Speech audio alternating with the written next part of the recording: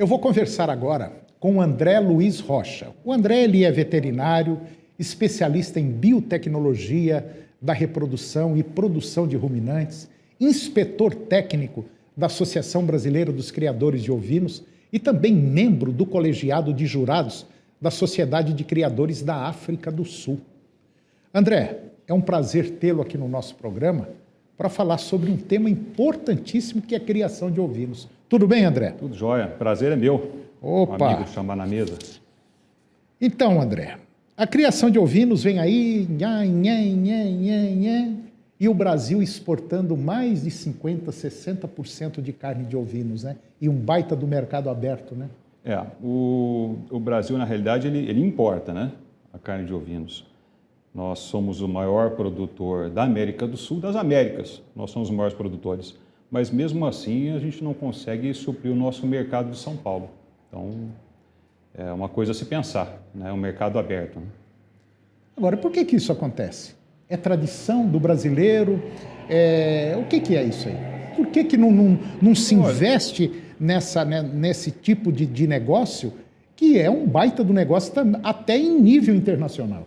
Sim, eu acho que tem alguns fatores. Um pouco da questão cultural, né? O pessoal cria o ovino no fundo da fazenda para no final do ano dar para quem pede. Quer dizer, eu acho que eu nunca ganhei um garrote quando eu pedi, né?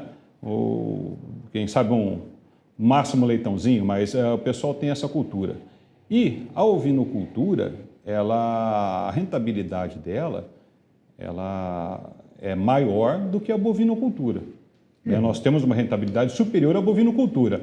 Nesse patamar que a bovinocultura hoje está, ela está chegando próximo à ovinocultura. Então, nós temos uma arroba superior à bovinocultura. A questão do leite, da ovelha também eu acho que é um leite super valorizado. Queijo de ovino é um queijo super valorizado. O criador ele ainda não começou a ver aquilo como um potencial econômico na propriedade. Agora, alguns já viram. Agora, André, talvez um dos problemas que impede esse crescimento não seria também a facilidade para a comercialização e o abate? Não falta informação e não falta também frigoríficos especializados para abater o ovino? O que acontece? Vamos por partes. A comercialização, ela vai muito bem obrigado da boutique ou do mercado para o consumidor. Esse cara está sendo fornecido por carne do Brasil, por carne do Uruguai, por carne da Nova Zelândia, por carne da Austrália. O problema nosso não é só a questão de falta de frigorífico. Falta de frigorífico? Falta. Por que falta?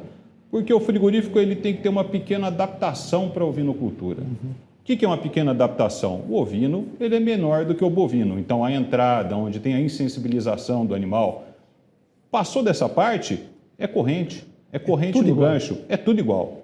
É tudo igual. Então, às vezes, para o dono de frigorífico, ele acha que aquilo vai dar um trabalho enorme para ele legalizar o abate de ovino. E, na realidade, se o cara pegar e colocar uma sexta-feira, a cada 15 dias eu vou abater só ovino e vou prestar esse serviço, quer dizer, eu vou cobrar esse serviço 15, 20 reais por cabeça, o cara paga inúmeras contas no frigorífico. Não tem assim, o cabimento o cara não querer abater o ovino. E é uma carne muito valorizada, né? Mas é extremamente valorizada. A questão do ovino, a carne do cordeiro é muito valorizada.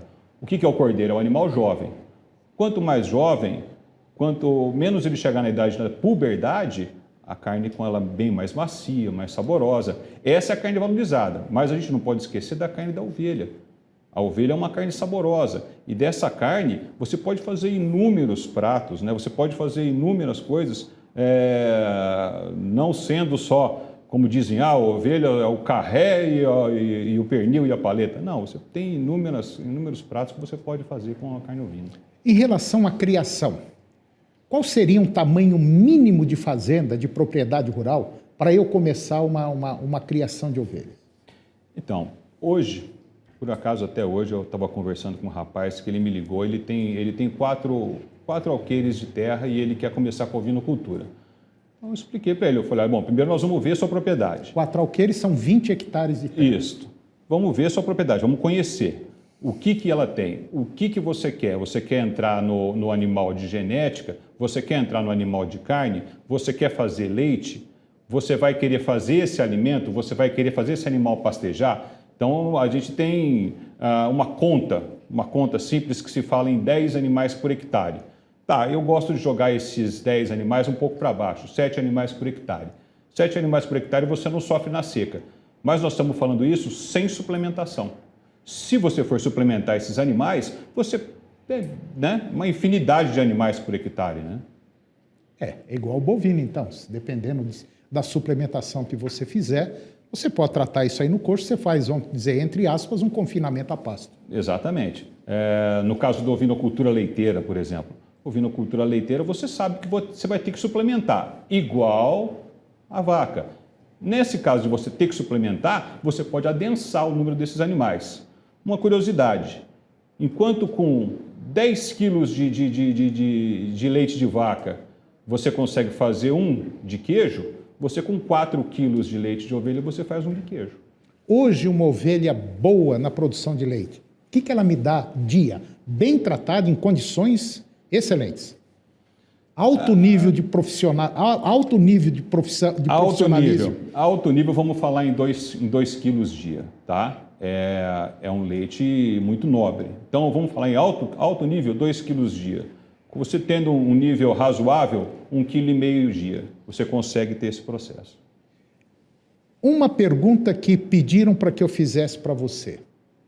É muito caro ter uma criação de ovelha? Exige muito instalação, cuidados sanitários? Exige é muito conhecimento. relativo isso, né? É relativo, porque nós, quando vamos dar consultoria numa propriedade, a gente vai avaliar o que a propriedade tem. Então, por exemplo, se a propriedade já tem um bezerreiro e esse bezerreiro não está sendo utilizado, maravilha, eu vou poder usar esse bezerreiro para mexer com os ovinos. O curral de manejo, tá, o curral de bovino ele tem que ser adaptado para um curral de ovinos. A altura é diferente, a largura é diferente. Então, se você tem a capacidade de começar, é uma coisa. Se você tem a outra possibilidade de fazer maneiras de dar certo usando instalações que já existem, também é fato de que dá para se começar. O que acontece na ovinocultura? Ela exige mais do proprietário. Não é você chegar, olhar os animais lá longe, colocar um sal no coxo e ir embora. Isso não funciona na ovinocultura. O cara que mexe com leite na bovinocultura sabe mais ou menos o que é o trabalho de um ovino. Mas, se você quer ter um rendimento maior, você também vai ter que ter mais trabalho. Isso não tem como fugir. Isso é muito natural, né? Não tem como fugir. André, em relação, só para finalizar agora, em relação à raça, para carne, o que você indicaria para carne e para leite? Essa é uma boa pergunta. Vamos lá. Então, vamos começar para leite, que é menos polêmico. Para leite, nós temos algumas raças que entraram no Brasil de origem europeia. A Lacone, né, que é a francesa, a Bergamasque, que é a italiana, que entraram e entraram bem. Essas duas raças você acha com mais facilidade no Brasil.